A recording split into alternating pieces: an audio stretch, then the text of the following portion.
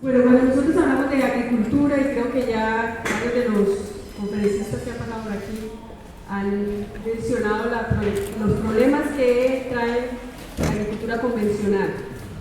El énfasis que yo le voy a dar básicamente del cambio climático y del problema de plagas es la vulnerabilidad que tienen estos sistemas. Y la vulnerabilidad existe por varias razones. Uno, por la movilidad genética, ¿cierto? Son dominados por una especie, casi siempre grandes monocultivos, y lo otro, que son muy dependientes de insumos externos, en este caso pesticidas, ya sea que eliminan la fauna benéfica de la que hablaba el profesor Luis, pero también el uso de fertilizantes químicos también influye a que haya más problemas de plagas.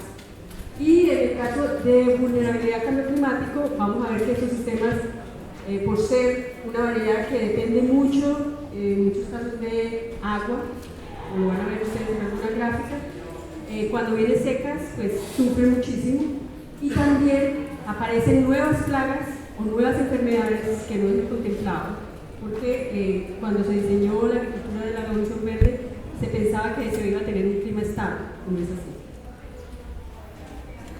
Entonces, cuando nosotros hablamos de cómo esa agricultura intensiva ha reemplazado todos los servicios ecosistémicos que antes tenía la agricultura tradicional, ¿cierto? Milenaria, empezando por el uso de variedades de la Revolución Verde, que dominan un paisaje agrícola, en este caso con monocultivos, el uso de fertilizantes, y se elimina todo lo que es el reciclaje de nutrientes como un proceso natural de los ecosistemas, todo lo que tiene que ver con el uso de pesticidas, la eliminación de todos aquellos enemigos naturales que tenían una función muy importante en la regulación biótica, y bueno, la homogenización también de los polinizadores. Ya solamente, y todos deben conocer la problemática que existe hoy, el declinamiento de la población de abejas, bueno, la mecanización. Esto trae consigo el paisajes muy homogéneos, muy vulnerables, pero con grandes externalidades, como tiene que ver con la eutrofización, la salinización, los problemas de compactación, bueno, toda la problemática que seguramente todos los que estamos en el Congreso de Agroecología estamos convencidísimos de los problemas con el modelo convencional. Entonces, focalizados desde el punto de vista del cambio climático, es importante hablar un poco sobre las señales de cambio climático, porque a pesar de que existe un panel intergubernamental de cambio climático, las predicciones que se tenían del cambio climático eran para el año 2050. Sin embargo, los signos del cambio climático los estamos experimentando hoy día. Estas son algunas de las señales. Básicamente nos están diciendo que hay aumento de temperaturas entre 2 y 4 grados. ¿Qué significa eso? Especialmente para aquellos que son los receptores del cambio climático. Eso es otra cosa y otro aspecto muy importante que tenemos que discutir. ¿Quiénes son los causantes del cambio climático? Que es ese modelo que mostré inicialmente. Y quiénes son los receptores del cambio climático, que van a tener un efecto muy importante cuando hay estos aumentos de temperatura o incremento de precipitaciones, fenómenos asociados a la niña, por ejemplo, cuando hay mucha lluvia y hay desplazamiento de agricultores, hay deslizamientos o escasez de lluvia, en este caso la reducción del balance hídrico, que causa serios problemas, no solamente a la agricultura convencional, pero también a la agricultura campesina. Entonces es muy importante también tratar de entender la diferencia que existe entre la variabilidad climática, que es un fenómeno que se da en años, ¿cierto? De un año puede ser seco, el otro puede ser lluvioso, el fenómeno de la niña que puede durar inclusive 2 años, el niño 1 año o viceversa. Tenemos épocas que hay lluvias, en otras hay épocas menos lluviosas. Esa es la variabilidad frente al cambio climático que se da en mayor tiempo, ¿cierto? Entonces, es importante tener estos conceptos un poco claros.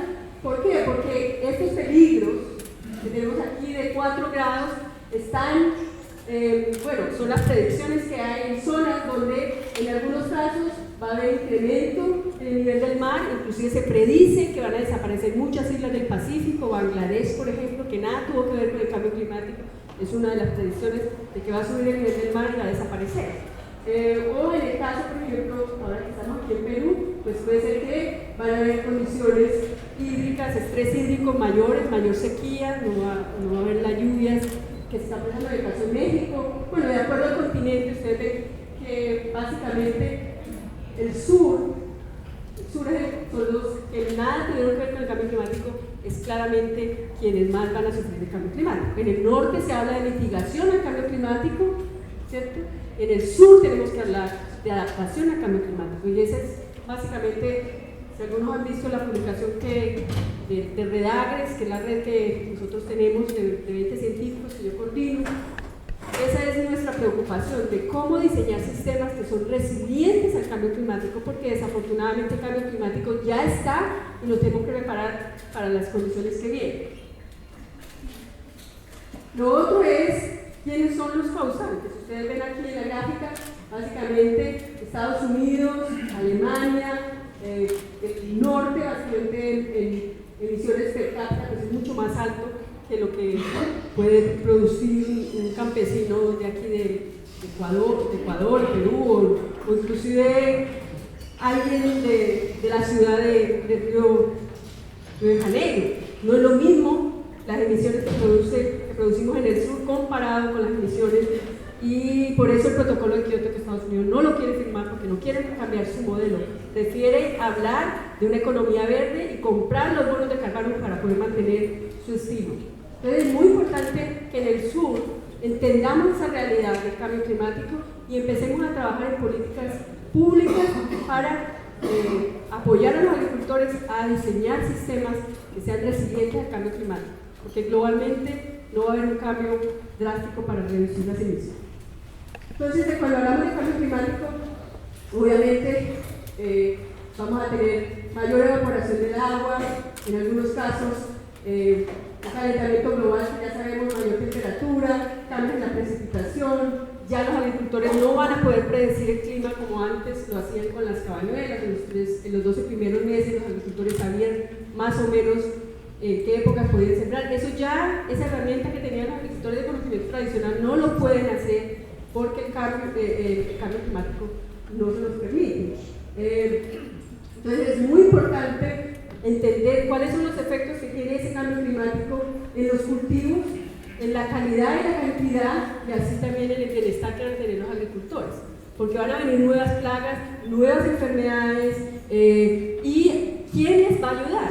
¿Dónde están las políticas públicas para ayudar a aquellos agricultores que están sufriendo con el cambio climático? Entonces hay muchos efectos negativos asociados al cambio climático.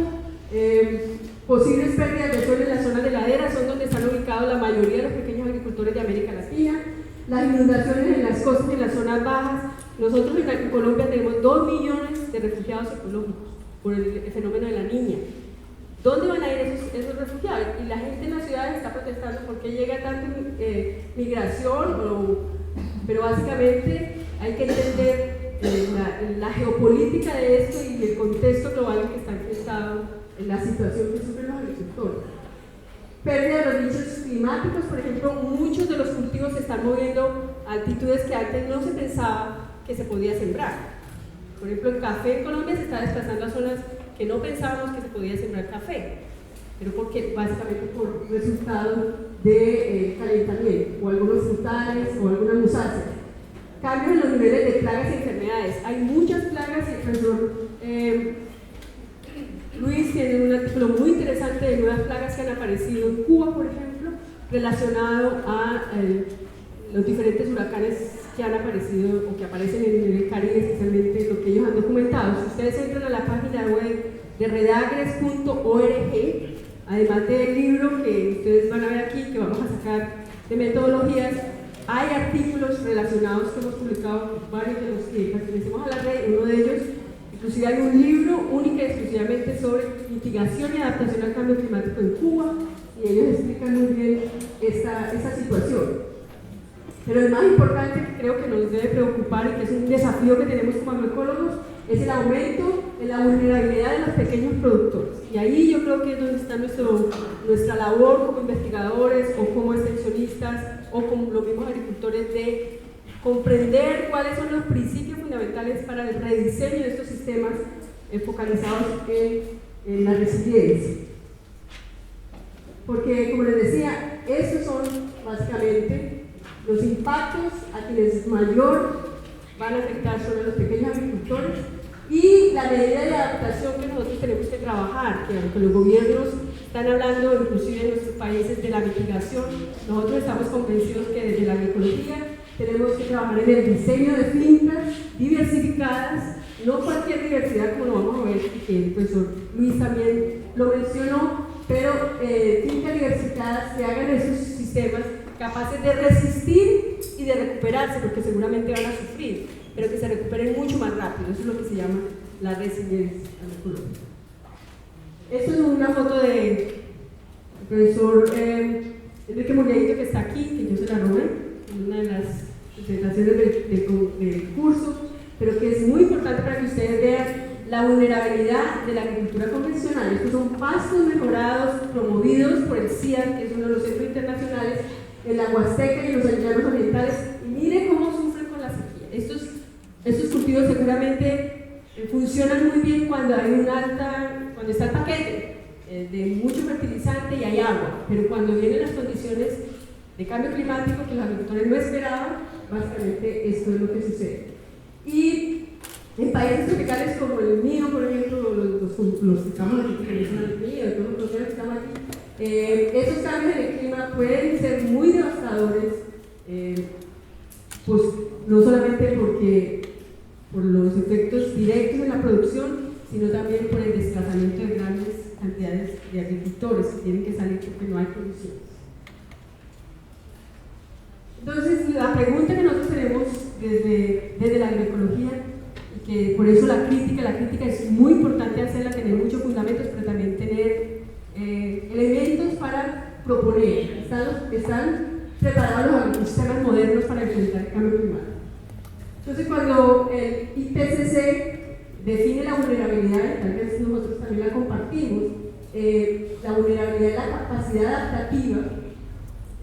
La capacidad adaptativa es la habilidad de un sistema para ajustarse al cambio climático, para moderar potenciales daños y tomar ventaja de las oportunidades o tener condiciones para poder hacer frente a estas consecuencias. Piensen en la vulnerabilidad no solamente al cambio climático, sino también la vulnerabilidad a plagas. Si un sistema tiene un monocultivo, donde no hay diversidad, seguramente los medios naturales, por mucho que ustedes lo liberen en la agricultura orgánica de sustitución de insumos, siguen siendo vulnerables porque no existen las condiciones para que esos medios naturales se establezcan. Ellos no solamente se alimentan de plagas, sino que necesitan polen, néctar y refugio para establecerse. Y si hay un gran monocultivo, es muy vulnerable. Y sucede lo mismo en condiciones de cambio climático. Entonces, ¿qué sabemos del cambio climático? De que sí va a cambiar, va a haber cambios en la temperatura, 100% seguro, ya lo estamos evidenciando. Hay cambios en la precipitación y en la distribución, porque hay zonas donde llueve, pero llueve 2 veces al año y no vuelve a llover. Y esa lluvia antes estaba distribuida en el año.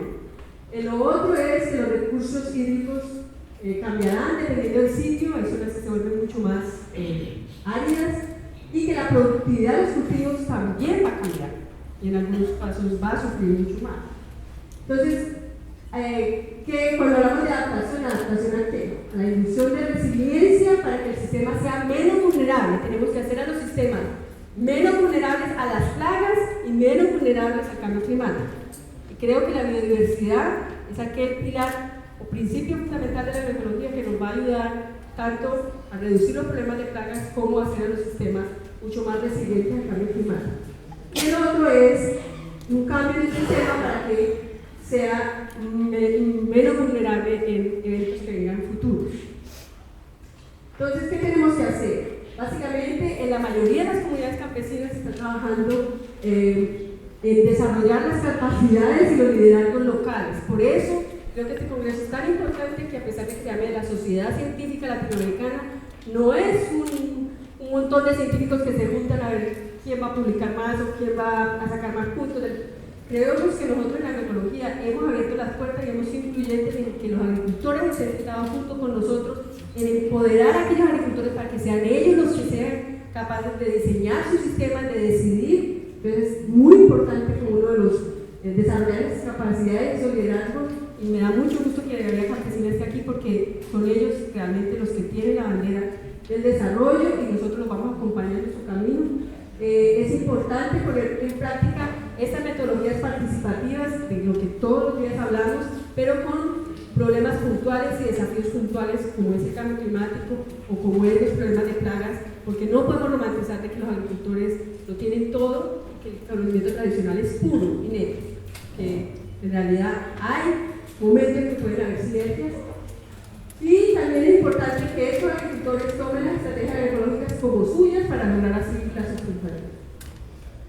Lo otro que quiero enfatizar, porque mi charla se llama Agroecología y Biodiversidad, es realmente porque como ciencia, la agroecología, como lo decía Miguel, es un paradigma nuevo para diseñar una agricultura del siglo XXI, donde se fomente la soberanía alimentaria, energética y tecnológica, pero que sea capaz de dar los elementos para diseñar una agricultura resiliente al cambio climático. Es el gran desafío que nos une en esta charla. Entonces, cuando hablamos de cambio climático y agricultura campesina, podemos decir que muchas de las comunidades rurales, que son tradicionales, que tienen su conocimiento milenario, parece que ellos han afrontado el cambio climático. Son comunidades milenarias, o sea, sí ha habido décadas, muchas, o sea, ahí sí se puede hablar de cambio climático, y ellos todavía están haciendo agricultura. O sea, ¿cómo enfrentaron esos cambios climáticos? Es una cosa que nosotros tenemos que aprender de ellos. Y en muchos casos, si no existe la agricultura milenaria, existen agricultores que todo el tiempo están innovando, así no sean milenarios, agricultores que llevan 10, 15 o 20 años haciendo agricultura y siempre están innovando porque han sufrido de las variaciones climáticas. Y muchas veces ellos se preparan incluso para el cambio climático para minimizar la pérdida de productividad o incrementar y mejorar aquellas prácticas tradicionales que han aprendido de otros agricultores. Entonces, el conocimiento indígena tradicional que ha nutrido en muchos casos la agroecología y que es parte del conocimiento de la agroecología que ha pasado por siglos, es un punto de partida para nosotros entender por qué esos sistemas han permanecido en el tiempo y cuál es el principio que realmente explica de que no sean afectados por el cambio climático. Uno es esta, la biodiversidad, que es fundamental porque muchas de esas variedades toleran ciertos estrés hídricos o en muchos casos, seguramente el profesor Carlos Venegas va a explicar la experiencia de Chiloé, donde muchas de esas variedades tradicionales hoy en día son muy importantes porque son más tolerantes a enfermedades nuevas que antes no existían. Y sin embargo, hoy, bajo la problemática de plagas nuevas, estas podrían ser el pilar fundamental. Pero esas variedades no pueden existir si no existe un conocimiento tradicional. O sea, Víctor Manuel Toledo lo ha dicho muchas veces y seguramente lo va a recalcar mañana cuando esté aquí, de cómo la biodiversidad está asociada a la diversidad cultural. Donde hay más conocimiento tradicional, hay más biodiversidad.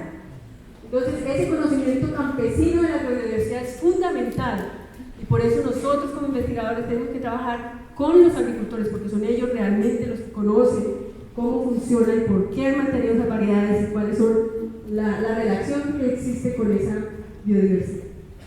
Y esa es una fotografía del doctor Víctor Manuel Toledo, donde explica que los agricultores, los campesinos, los indígenas, tienen un corpus, ¿cierto? Y una praxis. Tienen un conocimiento supremamente complejo, que para nosotros a veces es muy difícil de entender, y que lo plasman directamente en los arreglos, en el diseño de sus parcelas o de sus fincas, ¿cierto? Nosotros muchas veces vamos detrás de esas parcelas muy sustentables, entendiendo por qué funcionan, porque también hay agricultores como medianos o que no tienen ese conocimiento, donde la agroecología también puede proporcionar aquellos elementos necesarios para rediseñar su sistema. Entonces hay un ingenio, ¿cierto?, que lo han los agricultores con el corpus y la praxis, tiene que ver el ingenio, depende mucho de las características excepcionales de la zona. En la zona andina tenemos el conocimiento milenario, en la zona del trópico bajo tenemos otro tipo de conocimiento, o sea, depende de la zona, es muy específico del lugar. Tal vez el conocimiento andino no sea tan relevante para las zonas bajas tropicales, pero el principio, porque lo que nos enseña la agroecología es rescatar el principio, que ese es el que se fundamenta y se plasma en diferentes estrategias tecnológicas.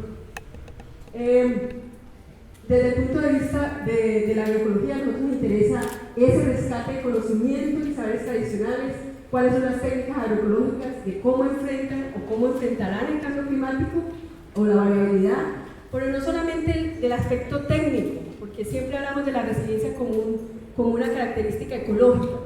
Nosotros en el grupo de Redacres llegamos a la conclusión, después de mucho debate, de que era muy importante el concepto de resiliencia social. Y por eso ustedes ven que el libro se llama Resiliencia Socioecológica, porque no es solamente cómo yo diseño la finca, cómo lo encuentro, porque puede ser que un agricultor tenga una finca fantástica en su diseño, pero está solo. Cuando viene un derrumbe y se cae un puente, no puede sacar sus productos y se queda con todos sus productos en su finca y no existe esa red social que le apoya para enfrentar esa crisis económica que puede traer un efecto de ese tipo. Entonces, cuando hablamos de resiliencia, básicamente un ecosistema es resiliente si es capaz de producir alimentos aún después de sufrir los efectos, por ejemplo, de una sequía o de una tormenta, o cuando ha habido un incremento repentino de los precios del petróleo y por eso no pudo comprar el insumo, pero tiene una diversidad en su sistema que le permitió en un momento a que esos enemigos naturales fueran quienes realmente controlaran los niveles. Eso es resiliencia ecológica. Ahora, desde el punto de vista de la resiliencia social, es la habilidad de estos grupos o comunidades de hacer frente a estrés, no solamente climático, a cualquier estrés, puede ser económico, puede ser de una plaga, puede ser de diferentes tipos, de cualquier disturbancia, como puede ser ese cambio ambiental, social o político, pero esas redes sociales ayudan a superar el evento determinado. Entonces, por eso se habla de la resiliencia socioecológica.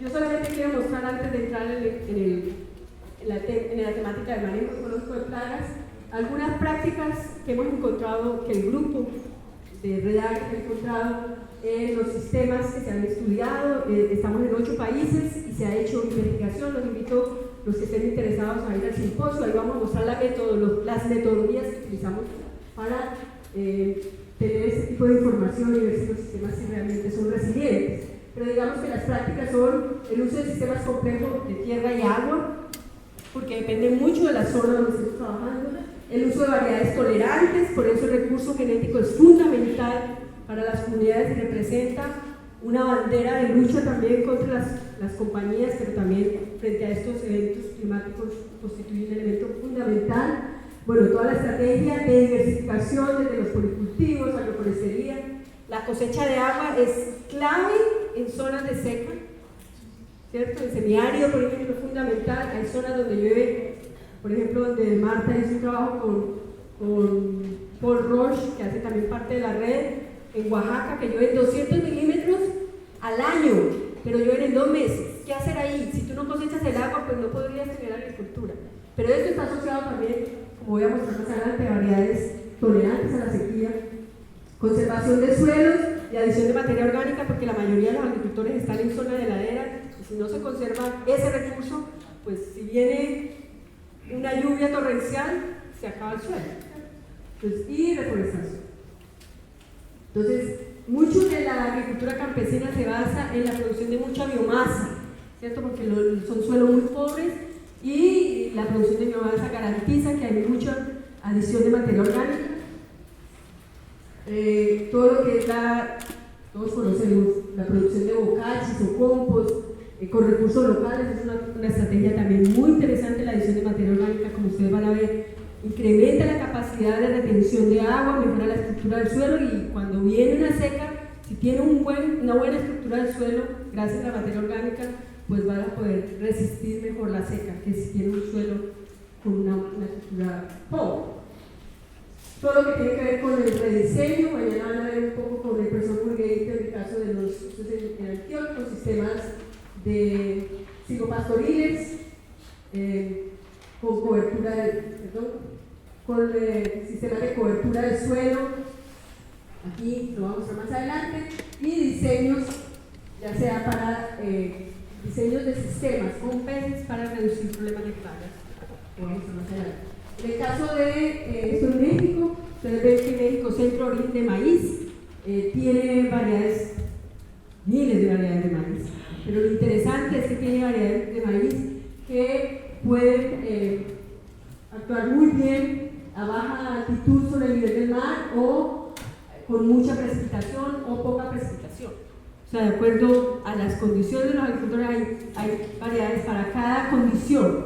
Entonces, eso por ejemplo fue el punto de partida de esa investigación en Oaxaca, que es muy interesante y tiene que ver con la recuperación de una variedad tradicional que se llama el maíz de cajete, ¿cierto? Que básicamente se llama así porque es la forma como los agricultores lo siembran con una herramienta que se llama cajete, donde abren un hoyo a 20 centímetros, ponen 3, los mexicanos lo conocen muy bien, 3 o 4 granos de maíz con compost, y es el único maíz que está en pie, cuando más la cosecha de agua que ya les conté. Pero yo quiero solamente mostrar esta tabla que es de libro de la bandana chiva, pero que es muy interesante desde el punto de vista de que muestra en las variedades de la Revolución Verde de trigo cómo el rendimiento de esas variedades mejoradas que nos vendieron como la panacea. En este caso, pues claro, las variedades nativas rinden menos que las variedades de Burlos, de la Revolución Verde. Pero miren la demanda de agua. Comparado con la Revolución Verde, si no tiene agua no funciona. La fertilidad, los fertilizantes, la demanda de fertilizantes, el doble de fertilizantes demanda la Revolución Verde frente a las variedades nativas. Pero miren qué pasa con la productividad cuando no hay agua y cuando no hay fertilizantes. Obviamente estas variedades tradicionales funcionan mejor que las variedades de la Revolución Verde. Entonces por eso el rescate de variedades nativas se constituye una bandera de lucha para las comunidades campesinas, porque ellos van a sufrir más frente al cambio climático y fuera de eso no requieren de insumos ni necesitan las condiciones para las que fue fomentada la Revolución Verde. En el caso del café, desafortunadamente en el caso colombiano, que era un café tradicional, rústico, con sombra, la misma Federación de Cafeteros impulsó la destrucción de la sombra. Y no tenemos que hacer un estudio, pero se ha hecho, es muy importante, es cómo a medida que reducimos la diversidad de la sombra, aquí está el monocultivo, una variedad de sombra, 2, hasta llegar al rústico. Ese es, digamos, cómo la federación misma ha impulsado el café a sol expuesto porque es más productivo. Pero miren qué pasa con la evapotranspiración. No hay que hacer una tesis de investigación, todos más o menos sabemos qué puede pasar. Donde hay menos sombra, hay mayor evapotranspiración. No se diga a sol expuesto, comparado a donde hay mucha sombra. Y el problema es que va a haber más seca.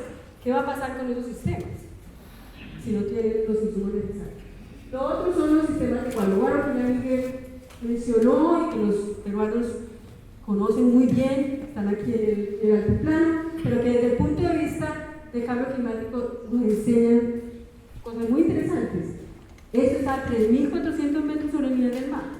Entonces, esta agua que está aquí en los canales absorbe el calor durante el día, lo libera en la noche y es posible sembrar en medio de heladas, porque cambia el microclima. Entonces, hay un aprendizaje milenario que nosotros tenemos que entender que por algo hacían con agua, por algo tenían los canales, tienen un efecto climático muy interesante.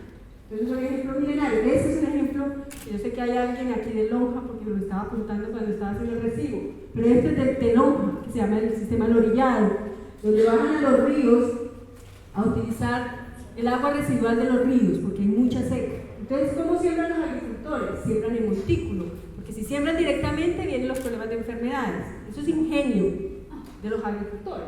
Cuando se está acabando el agua, siembran un hoyo. Y esto lo hemos visto en Pascua, en la isla de Pascua también por los vientos que se desecan del mar, hacen un hoyo haciéndole contra al viento. Lo hemos visto en las Islas Canarias.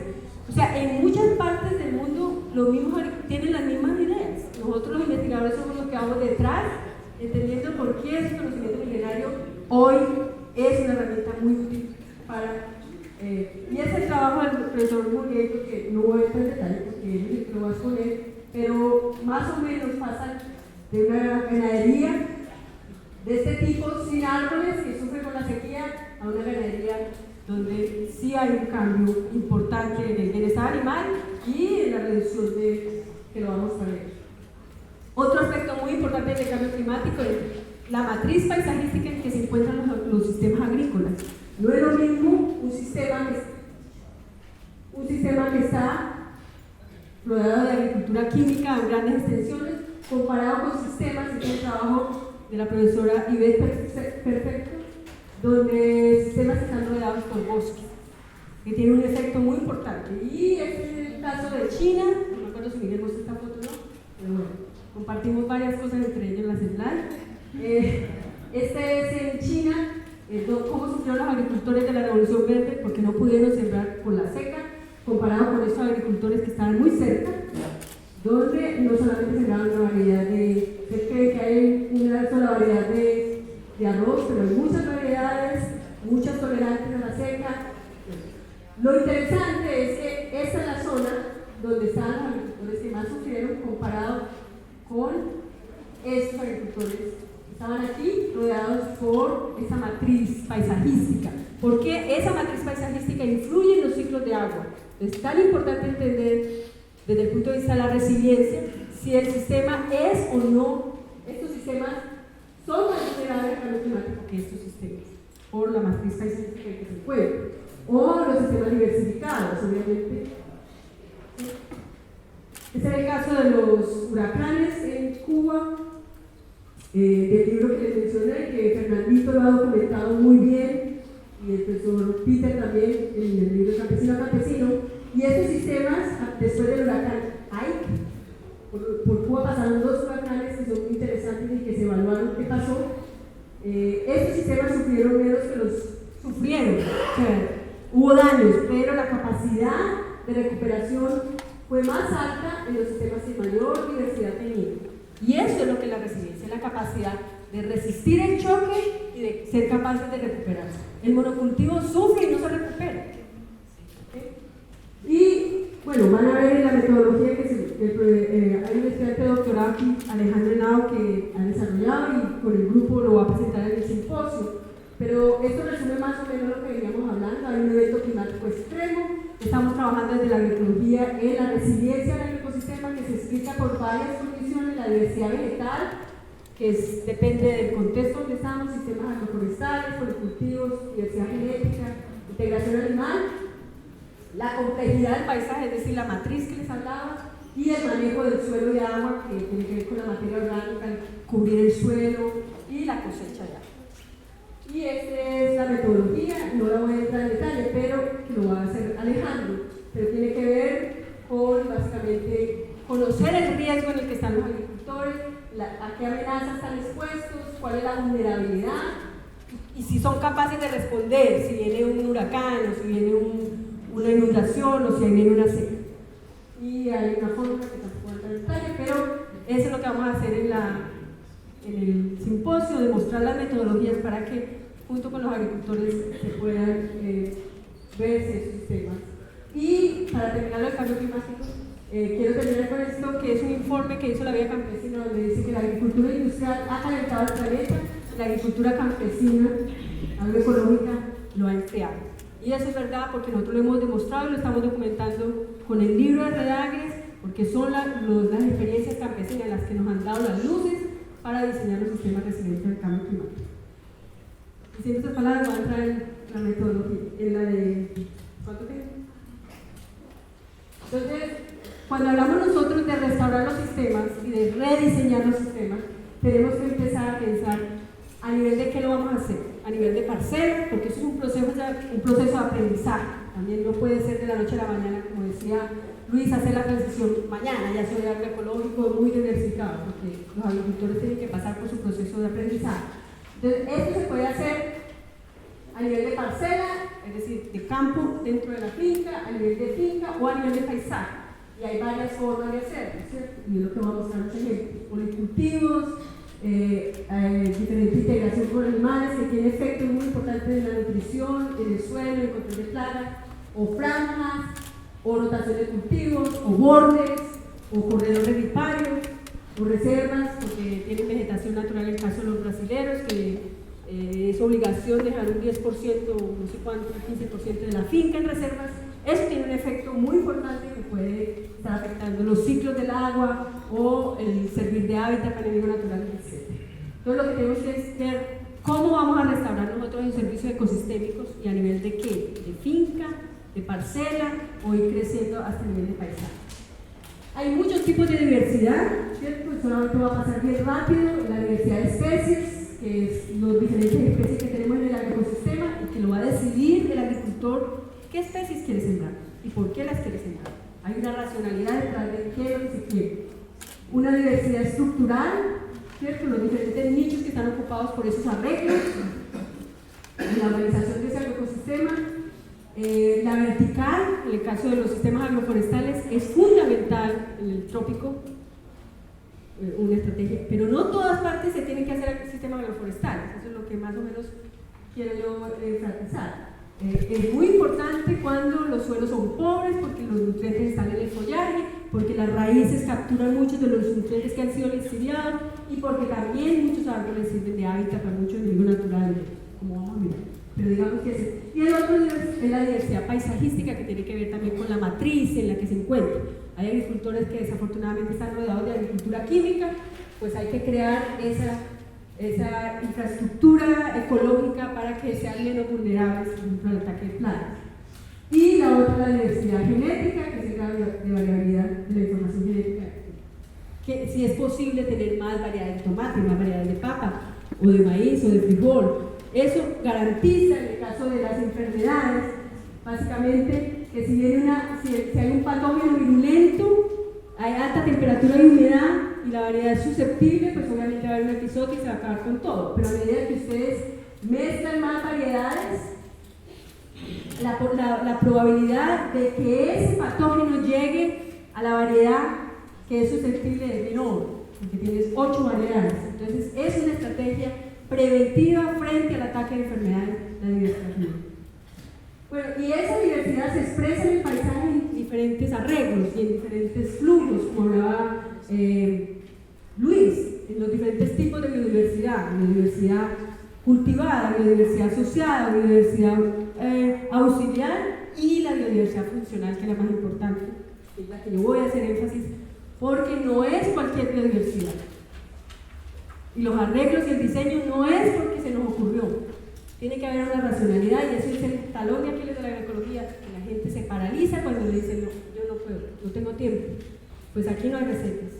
Eso sí tengo que decirlo, porque hay que conocer muy bien cuáles son los componentes de esa biodiversidad funcional, que son básicamente polinizadores, predadores, herbívoros, macro y microfauna. ¿Cuál es la función de cada uno de ellos? Polinización, regulación de plagas, mejoramiento de la estructura del suelo, descomposición, supresión de enfermedades en algunos casos de la microfauna. Una vez que nosotros conocemos más bien cuáles son los componentes y cuál es la función, decidimos cuál es la técnica que vamos a usar. Decidimos si hacemos agroforestería, si hacemos policultivos, si hacemos franjas. Y también depende mucho de si es un pequeño agricultor o un gran agricultor. Depende mucho si es en la zona templada, donde tienen estaciones, en Argentina, a que se lo hacemos en Colombia, porque las condiciones son muy distintas. Entonces hay que contextualizar dónde se está trabajando y no copiar, porque si copian seguramente no les va a funcionar. Hay que entender el principio y cuál es la función por la cual se ponen ciertos arreglos. Entonces este es como nuestro pilar fundamental, es un principio en la agroecología, se tiene una gran biodiversidad en una zona, en una microcuenca.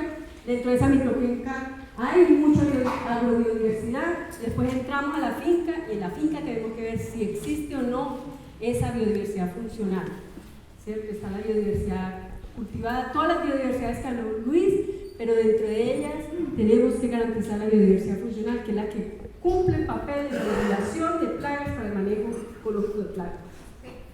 Y básicamente en la agroecología trabajamos con esa biodiversidad funcional, que siempre está trabajando en las interacciones positivas y en las sinergias. No nos interesan plantas que compitan, no nos interesan plantas que sean bonitas, nos interesan plantas que tengan una funcionalidad y que fomenten el proceso que nos interesa en este caso, que es la regulación biótica, o si estamos hablando del suelo, del reciclaje de nutrientes o la acumulación de materia orgánica, que son procesos que tienen que estar muy claros en el agroecosistema y saber cómo los vamos a implementar.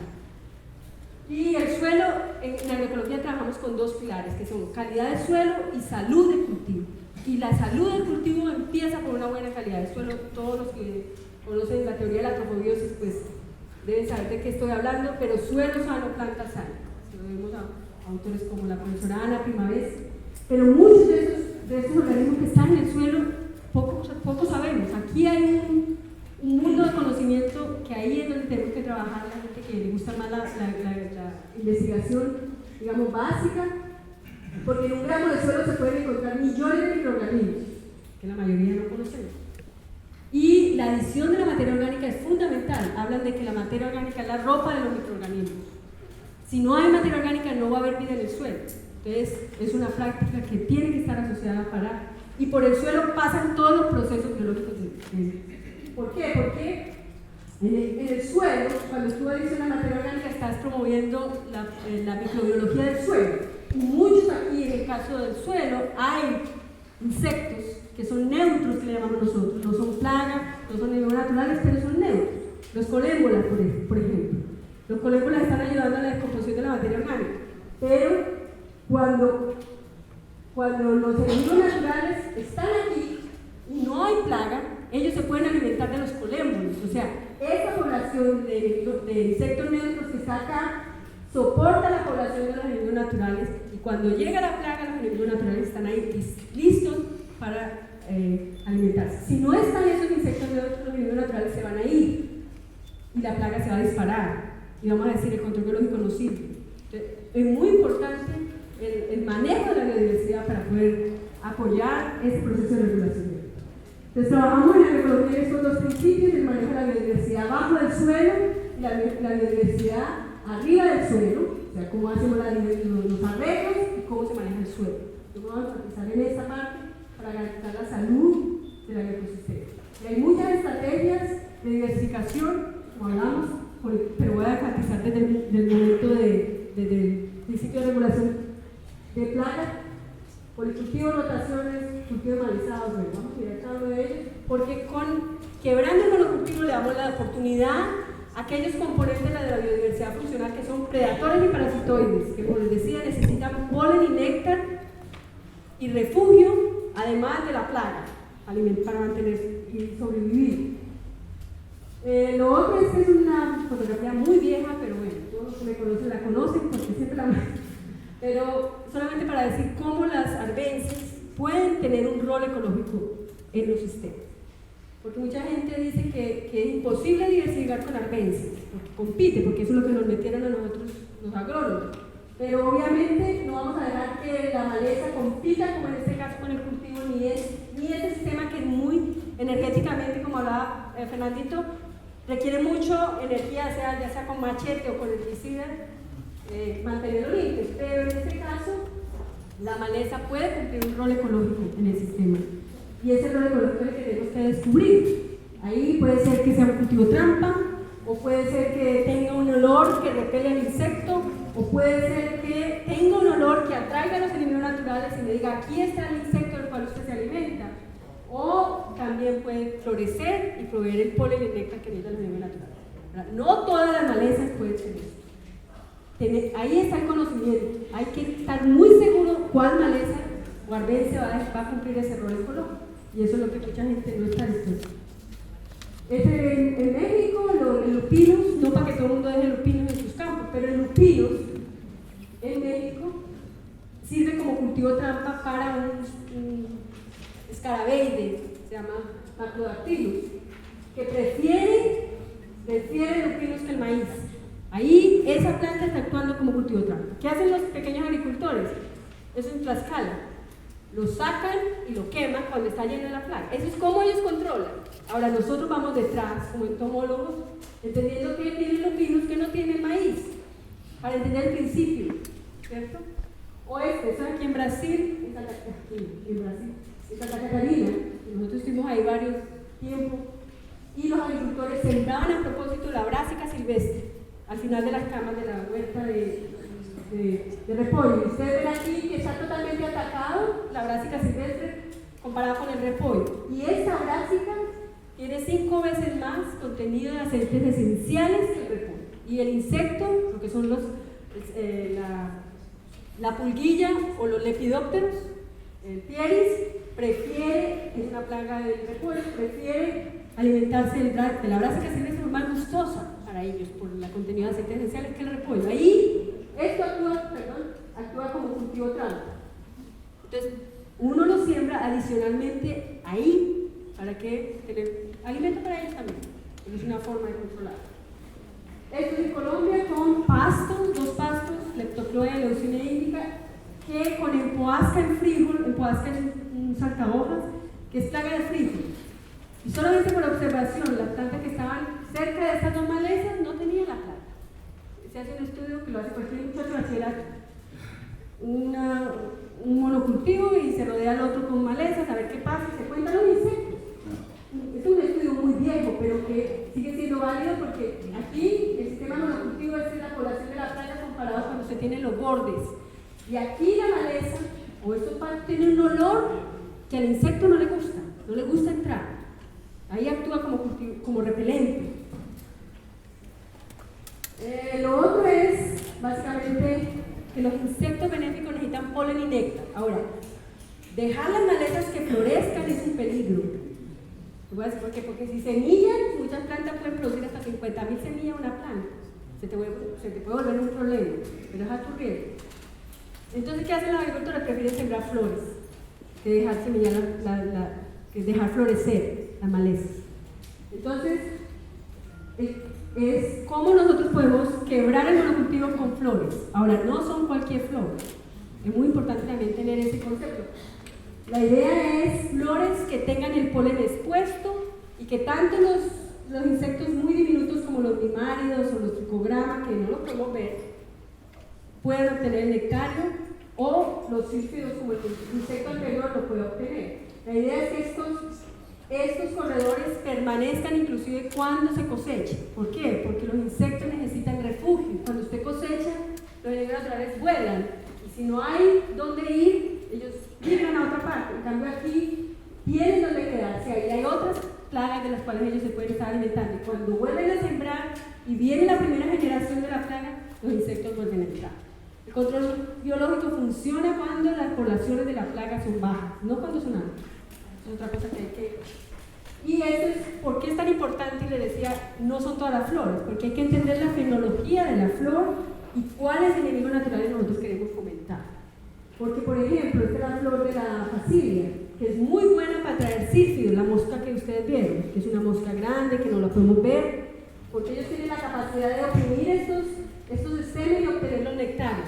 Tienen la fuerza suficiente. Pero si ustedes ponen facilia para incrementar tricograma, que es un parasitoide de huevos de muchos mariposas o plagas de barrenador de la caña o del maíz, no van a obtener esos nectarios, porque ellos son tan chiquitos y tan débiles que no son capaces de obtener eso. O si ponen cartuchos que son muy lindos, o otras flores que son muy lindas, pero no tienen una funcionalidad. Por eso es tan importante la funcionalidad. Eso lo mostraba Miguel. Son monocultivos extensivos, orgánicos. La idea es como, claro que tampoco está en la mejor, pero por lo menos se está entrando en la diversificación con corredores. Ahí hay que saber cada cuánto se colocan los corredores. Esto se hace con aliso, que es una planta muy noble, muy resistente a la seca y que también tiene el polen expuesto. Y bueno, si queremos aumentar parasitoides que son voladores, la distancia es mayor, son las de cada 100 metros.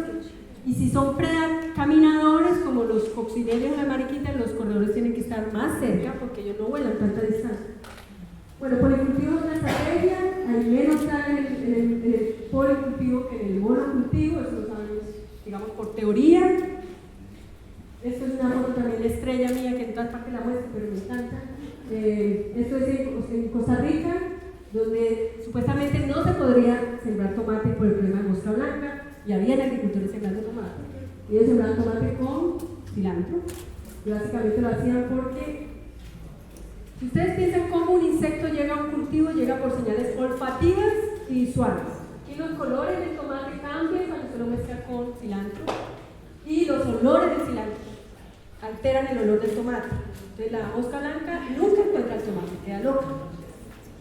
Entonces es una forma de cómo los agricultores se van ajustando a qué sistema, con qué cultivo pueden asociar, ¿ya? Lo otro es el push-pull, que lo van a ver en el video, si compraron el video de agroecología, ahí está explicado muy bien, pero esto es en África, con plantas que atraen insectos benéficos y repelen la plaga, más o menos ese sistema. Trabaja con dos pastos, napier y sudar en los bordes, pasto molar y desmodium intercalado, que repelen, si entra cualquier plaga, pues la repelen por los olores, pero también el desmodium suprime la maleza más importante en los campos de los pequeños agricultores, que es la estriga, y además por ser una leguminosa fija nitrógeno y sirve de forraje, o sea, mata 3 pájaros de un tiro. Elimina la plaga, fija nitrógeno y puede tener animales. Y él se ha hecho un estudio muy interesante y lo explica muy bien en el video porque ahí lo visitaron. Esto es en China, donde también los policultivos pueden ser con animales, en este caso con peces. Los peces cumplen una función muy importante en la regulación de plagas. No sé si Miguel mostró esta parte, pero en este caso ellos empujan la planta de arroz que está atacada por cicadelios aquí, y cuando ellos empujan, se alimentan de las malezas, pero empujan la planta, caen los cicadelios y se alimentan. Si usted elimina los peces, la plaga se le descarga, que es lo que pasó con la revolución verde. Esto es en algodón, voy a mi cuarta, en algodón en California, donde aquí se ha quebrado el monocultivo de algodón orgánico y se quiebra con alfalfa. Ahora ustedes dirán, ¿por qué alfalfa? Tiene una razón, porque alfalfa es cultivo trampa de ligus, chinche, un chinche que ataca el algodón. Y bueno, por ser una leguminosa esto se va moviendo para aprovechar que fija nitrógeno, pero también la flor de la alfalfa atrae muchos pequeños parasitoides que atacan otras plagas del algodón. Esto es en Iowa, con cultivos en franjas. Esto es soya con maíz. Es importante lo de las franjas porque, o como las rotaciones también, no comparten las mismas complejos de plagas, por ejemplo, y estas plagas que están aquí difícilmente pasarán aquí. Es una barrera física, un impedimento físico muy interesante desde el punto de vista del manejo de plagas y enfermedades. Quiebra el ciclo de las plagas. Los cultivos de cobertura en cultivos perennes ha sido la estrategia clave. Hemos trabajado mucho en California porque mejoran la estructura del suelo, mejoran la fertilidad. Eso en cultivos de invierno, ¿cierto? Cultivos de cobertura de invierno, y los cultivos de verano básicamente se están implementando en el rediseño de las fincas orgánicas para mejorar el hábitat para los medios naturales. Algunos cultivos de cobertura suprimen malezas por efectos alelopáticos o nemáticos. Hay que saber cuál es el cultivo de cobertura. Este es vicia, esto es una mezcla de cultivos de cobertura que hemos usado. Esto es en Chile, en arándanos, que tuvimos la oportunidad de hacer en la última etapa de la conversión. Trabajamos con una finca orgánica donde queríamos mostrarles que había que hacer un rediseño. El principal problema de estos arándanos, el principal problema son unos curculiónidos, que son plagas en el suelo. Cuando la plaga ya entra al suelo, muy difícil. O sea, hay que empezar a trabajar las estrategias donde ellos son más susceptibles. Y también el problema en estos arándanos eran las malezas. Entonces ahí tú tienes que pensar en cuál atacar los dos talones de Aquiles. Entonces, mucho cultivo de cobertura que produce mucha biomasa para cortar esa biomasa y ponerlo como mulch, que es un impedimento físico, y además ese mulch tiene centeno, que tiene un efecto alelopático y inhibe el crecimiento de las malezas. Pero además el mulch también tiene un efecto, digamos, físico, por eso tiene que ser un mulch grueso, para que no salga la maleza. O intentamos con varios tréboles, pero fue muy difícil el manejo del plateo de la naranja. Esto es en California, con cultivos de cobertura de verano. el trigo, cerraceno y girasol, porque queríamos garantizar el recurso alimenticio para los enemigos naturales. Aquí está la clave, y sembrar en el momento que es la cobertura, porque si uno lo siembra tarde, en mitad del verano, ya no sirve, porque ya ha empezado, ya ha salido la primera generación de la plaga. Entonces, si usted siembra aquí, muy tarde, ya los enemigos naturales no son capaces de alcanzar la población de la plaga. Esto es el efecto en los cicadélidos, cuando teníamos cobertura y cuando no teníamos. Ustedes ven que hay problemas de plaga, pero no alcanza el nivel económico del año. Hay que convivir con cierto nivel de plaga en la agroecología, porque si no desaparecerían los enemigos naturales. Y lo otro es manejar la diversidad. Muchas veces nos contentamos con sembrar y chao, no volvemos a saber de la diversidad. Y en este caso, por ejemplo, que pusimos los cultivos de cobertura, los enemigos naturales estaban felices abajo en la cobertura. No querían moverse a la viña a trabajar, porque ahí tenían polen, tenían néctar, tenían refugio y tenían otros insectos. Entonces tú tienes que forzarlos a ellos, cortarlas para que se muevan y trabajen donde uno lo necesita, que es aquí. Ahí pusimos trampas, ustedes ven que antes del corte es la población de las ninfas, y 2 semanas después miren cómo forzamos a que bajara la población de las ninfas. Y esto se debe a que los parasitoides que estaban en la cobertura, ustedes ven aquí cuando movimos, cuando cortamos, esa es la población del parasitoide, forza a que se mueva. Ahora no se puede cortar todo a la misma vez porque se te convierte en un monocultivo. Tiene que ir manejando el área y cada cuánto tienes que cortar. Entonces, la agroecología es más intensivo en conocimiento y manejo que en insumos. Esto es un trabajo que hemos hecho en viñedos, con diferentes tipos de flores. La idea es que haya siempre floración durante el verano, puede ser en el camino del drip, y este se siembra con la humedad de la primavera. Y hay muchos ejemplos con corredores, ¿cierto? O con bosque ripario también, que hicimos un trabajo de bosque ripario en una finca que tiene 300 hectáreas, que no podemos garantizar que esa diversidad sea suficiente para las 300 hectáreas, porque hay un gradiente, cerca de esa riqueza o de ese bosque o de ese corredor, ahí están los enemigos naturales, pero a medida que uno se aleja, esos enemigos naturales se pierden, se diluyen, ya no llegan. Entonces, ¿qué hacer ahí? Traerlos. Esto es una teoría de ecología del paisaje, o ecología del paisaje, donde estos corredores los usan para movimiento de fauna silvestre. Y digo, bueno, si sirve para fauna silvestre, también sirve para insectos. Es una carretera biológica. Si ellos están allá, la idea es que se entren al sistema. Aquí tienen recurso alimenticio, polen, néctar, y de aquí, esa fue la hipótesis, van a migrar.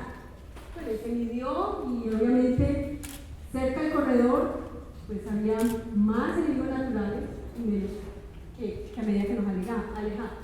Este es otro viñedo en el que trabajamos, de cero en el diseño.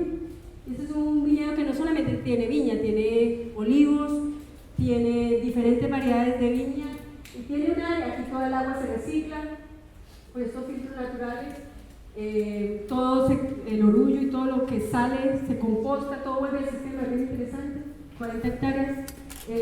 Ahí hay una zona que no se podía sembrar porque no daba para la viña por la exposición y todo eso, entonces no lo dejaron y sembramos una isla, no podíamos sembrar un corredor y hicimos una isla. Y esa isla constituyó, igual que el corredor, en un insectario que era como el recurso para que se movieran. Y la idea era se movieran radialmente, pero lo interesante es que había ciertos grupos que se movían antes y otros después. Y bueno, muchos viñedos han adoptado la estrategia de crear estos hábitats, pero más para embellecer el sistema y atraer turistas que para el efecto ecológico. Pero interesantemente, varios viñedos en Emiliana, que creo que mostró, tiene trabajo también desde que iniciamos con el rediseño de los corredores, y que ustedes ven ahí hay diferentes corredores, pero también unas cajitas azules que ven por ahí. Estos son nidales para aves insectívoras. Yo nunca había trabajado con eso, pero un estudiante del doctorado también, profesor de la Universidad de Chile, ha trabajado con insectos, con aves insectívoras, y fue quien nos ayudó a planear esto, dónde y cuáles podíamos ubicar estas casitas. en los sistemas, porque tiene un efecto muy interesante que a veces los entomólogos olvidamos. Y prácticamente, digamos, para resumir, estamos trabajando en la biodiversidad planeada con el agricultor.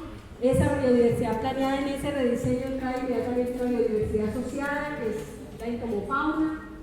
Y en algunos casos tenemos que trabajar, o tenemos la fortuna de tener una biodiversidad circundante, que es la que fomenta, enriquece esos artrópodos para garantizar esa regulación biológica. Y otra cosa que quiero mencionar, que el manejo agroecológico de plagas en agroecología es puramente preventivo, no es curativo, es preventivo. Por eso hay que trabajar desde la selección del cultivo y de construir una buena salud del cultivo y una buena calidad del suelo. Quizás muchas veces tenemos que reaccionar frente a eventos que pasan, se dispara una plaga y muchas veces, bueno, si hay que aplicar un botánico, hay que aplicarlo, pero que sepamos que ese botánico no solamente va a eliminar la plaga, sino también nos elimina la plaga. Y tenemos que volver a empezar, tenemos que volver a inocular, porque desafortunadamente no son selectivos. Y el diagnóstico es fundamental. ¿Dónde estamos y qué queremos? ¿Cómo el agricultor ambiciona tiene una visión sobre su finca, qué quiere hacer, por qué lo quiere hacer? Y el trabajo con los agricultores directamente, la capacitación, el empoderamiento de cuestiones que a veces parecen muy complejas, pero que no son tan complejas. Tenemos que simplificarlo. Te digo que esta diapositiva, que yo creo que es de Enrique, ¿cierto? Pero que me encanta, por eso también se lo doy. Somos del mismo material que tejen los sueños. Nuestra pequeña vida está rodeada de sueños. Y el sueño es poder tener una agricultura diferente. Muchas gracias.